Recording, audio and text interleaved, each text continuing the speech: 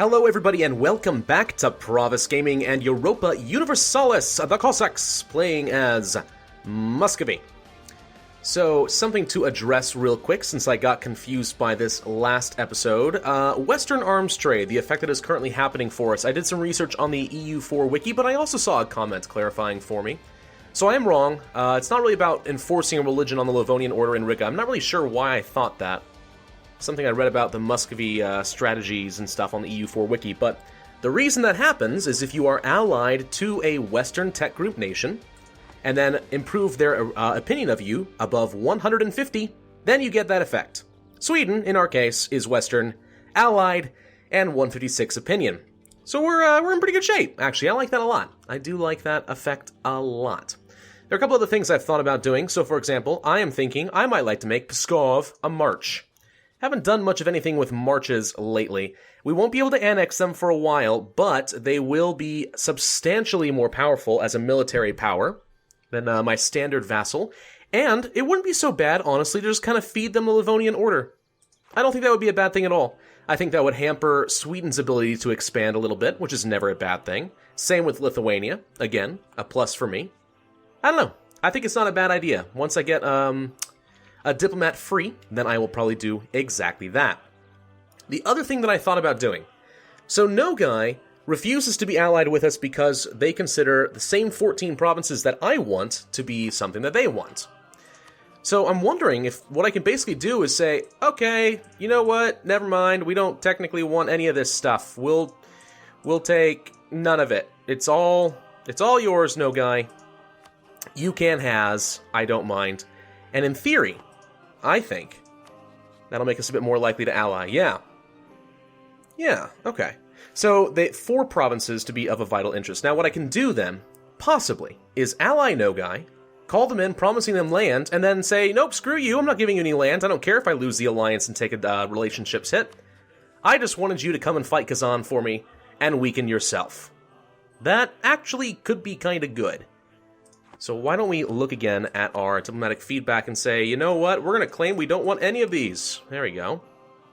Or these, or these, or these. No, guys, is there anything else you want? You're okay with this one. So I'll just say I claim this one as well, but everything else, I claim this and this. There. So, now, yes, okay, so now they would be willing to ally with me. Huh. Alright, I like that. So, let's go ahead and pull our guy away from Poland. Let's pull him away from Sweden. And we're going to start fabricating some extra claims against Kazan. Currently, we have a claim on their capital. And Perm has a core and a claim, actually, which is pretty convenient for me. So, let's get a claim on Veda Suvar.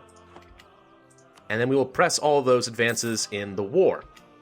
We will promise Nogai to give them stuff, but we are lying. We will not give them stuff. No stuff shall be given.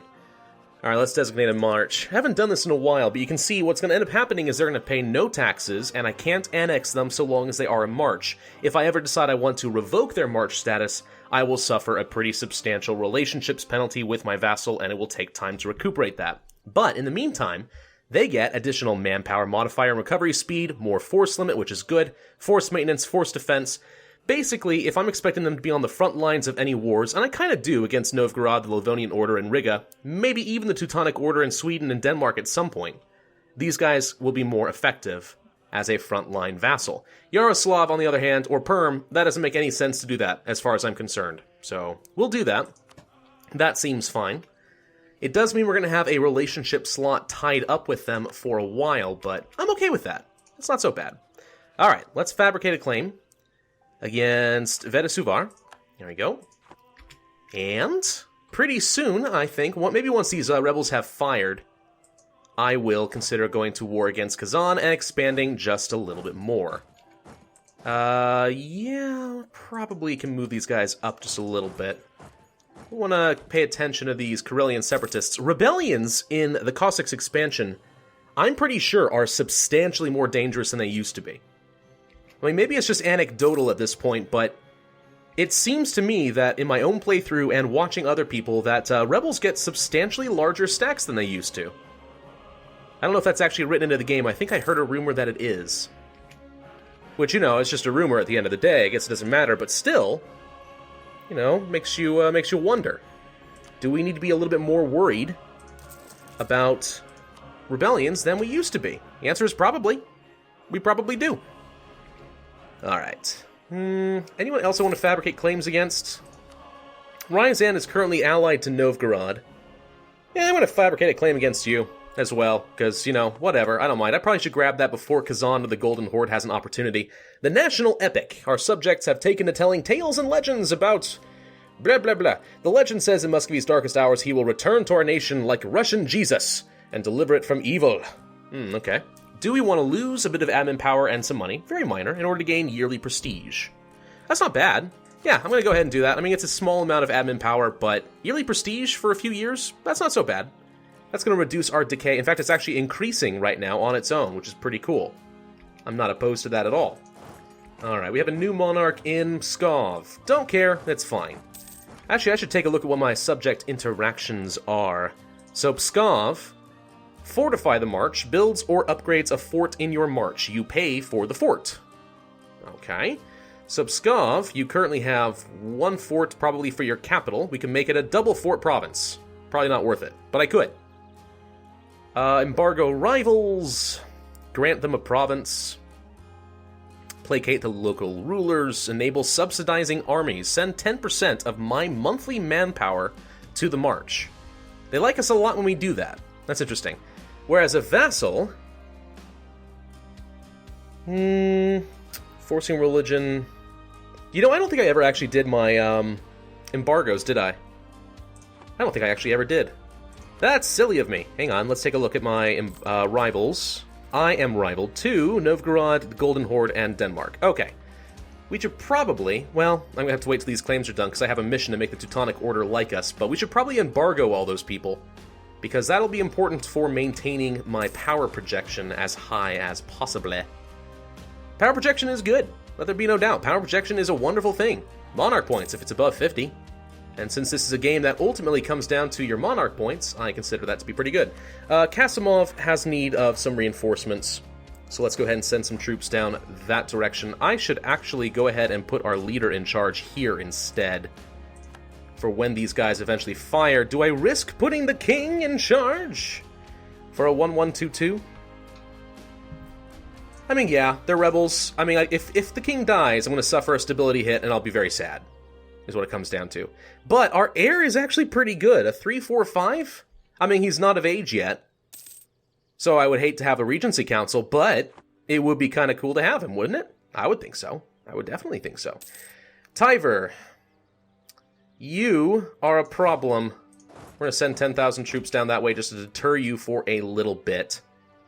And the Kasimov separatists should actually be decreasing on a monthly basis. Yes, so those guys are actually taken care of. That's pretty good.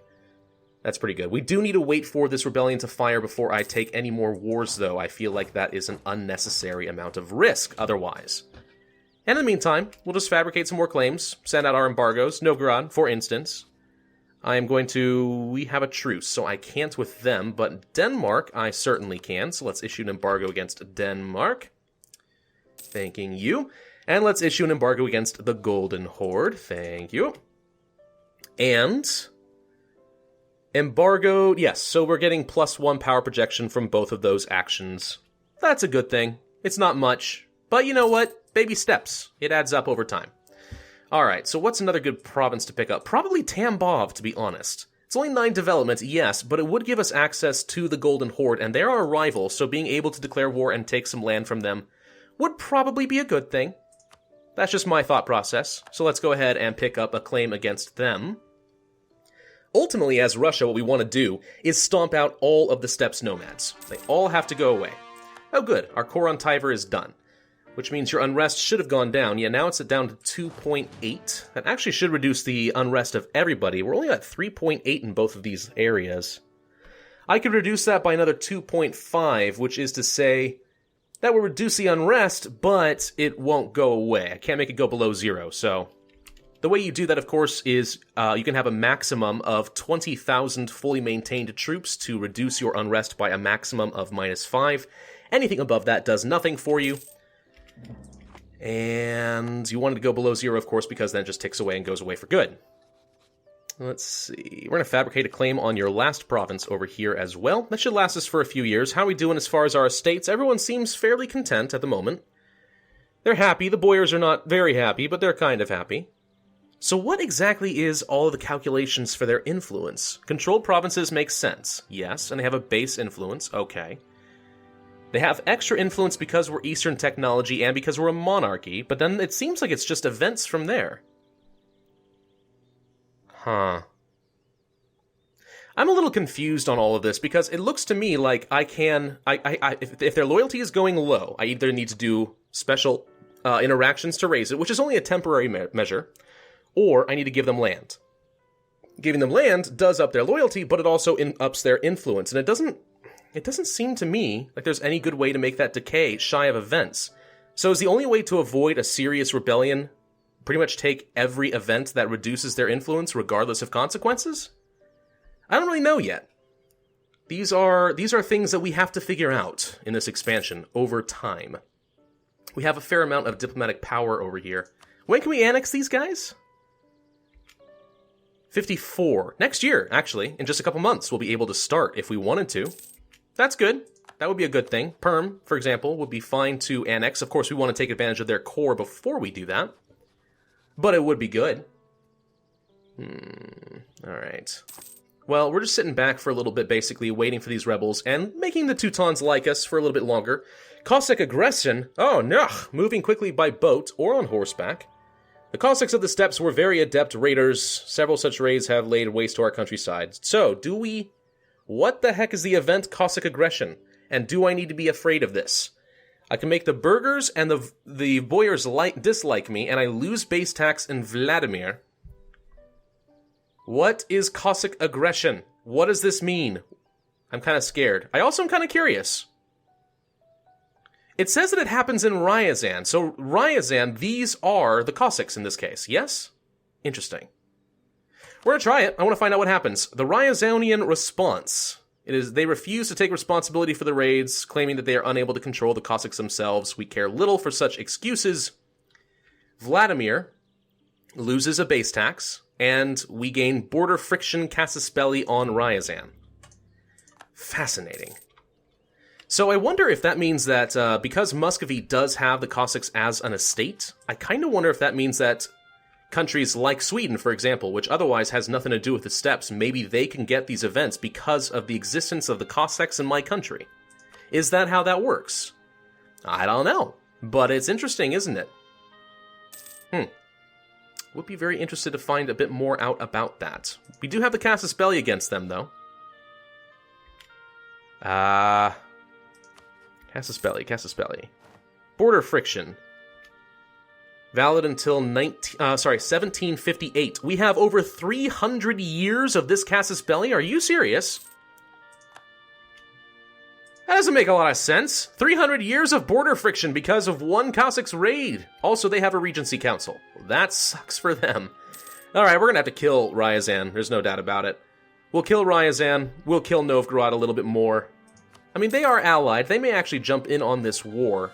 As long as we don't co-belligerize them, we actually could take land from Novgorod a second time. It would just be more expensive, and it would cost me diplomatic power. Unhappiness among the artisans. Burghers lose loyalty, and we lose the stability, or we lose money, and the burghers like me more. I'm going to say we lose the money. Not because of the loyalty, although that is important, but mostly because I don't want to lose a stability. Losing a stability would suck. There goes the mission, 5 prestige and some diplomatic power for me. Conquer Novgorod, or window on the west.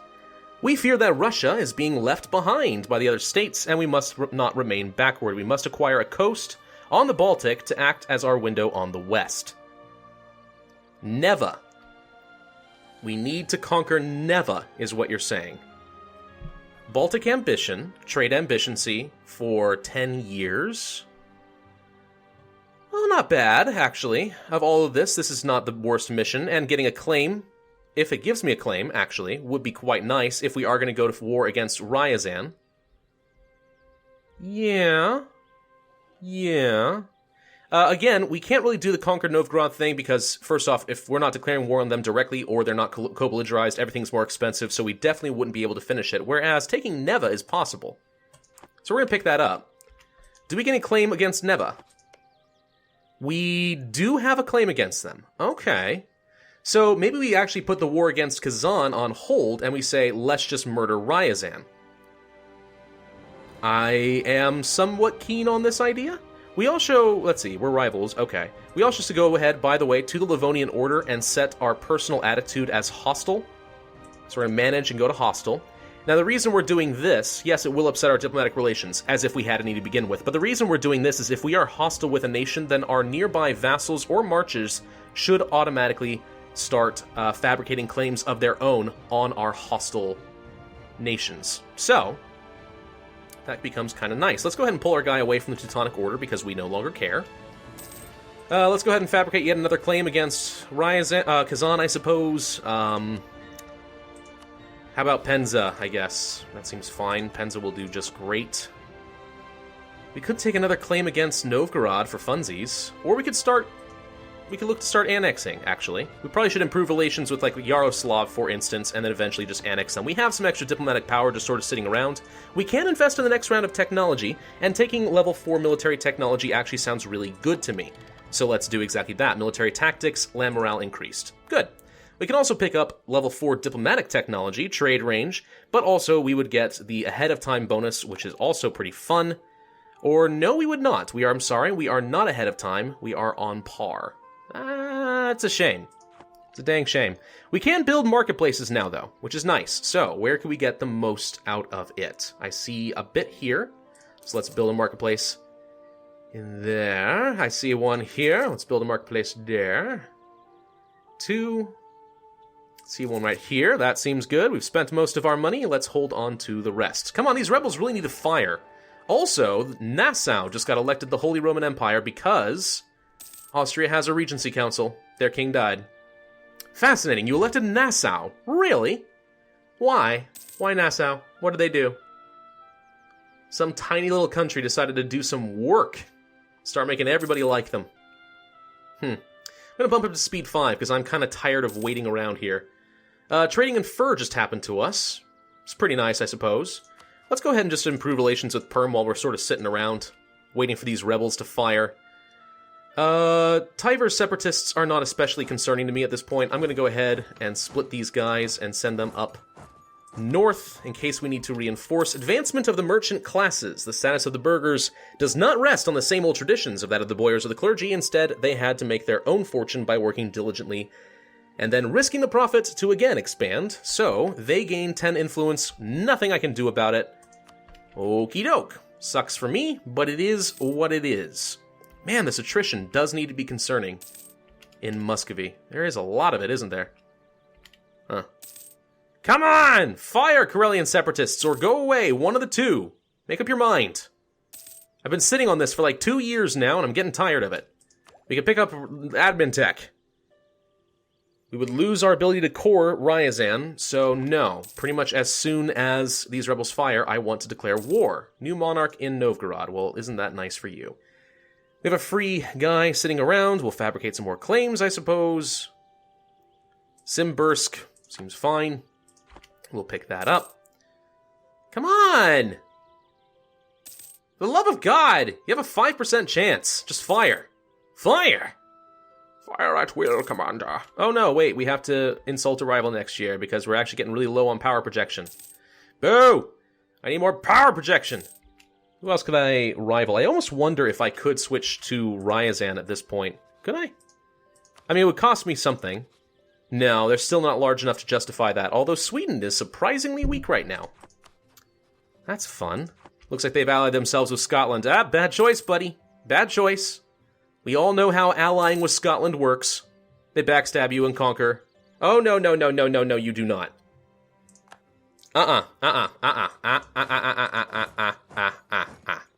No. I don't know exactly how the Golden Horde intends on dealing with these guys because they're kind of lacking a connection, but nope, let's get our guys down there. Ryazan is officially going to be defenseless. Let's just pop in there and murder them. Salt crisis. Production efficiency goes down. How very unfortunate for me. We don't need the guy at Yaroslav anymore, so let's pick that up. We have to declare this war now, because otherwise we will lose stuff, and Novgorod says that they will join. Now, what does the border friction Casus Belli do? aggressive expansion and less cost for the conquest of Tula, or a concession of defeat, as opposed to just claiming it, which... Okay, so yeah, border friction is good. It just reduces the cost, straight up, which I'm okay with. How nice. Dang it, though. As soon as I do this, these guys are going to fire. I just know it. Oh, that sucks. Oh, that sucks. How am I going to handle this one? Military access. Not a chance, broski. Not a chance. I don't even know why you think you want military access, but okay. I'll have to figure this all out next time, though. So thank you guys for watching. This has been Pravus with EU for the Cossacks. If you enjoyed this video, then hit that like button, leave a comment, and subscribe. And I, as always, will see you guys next time.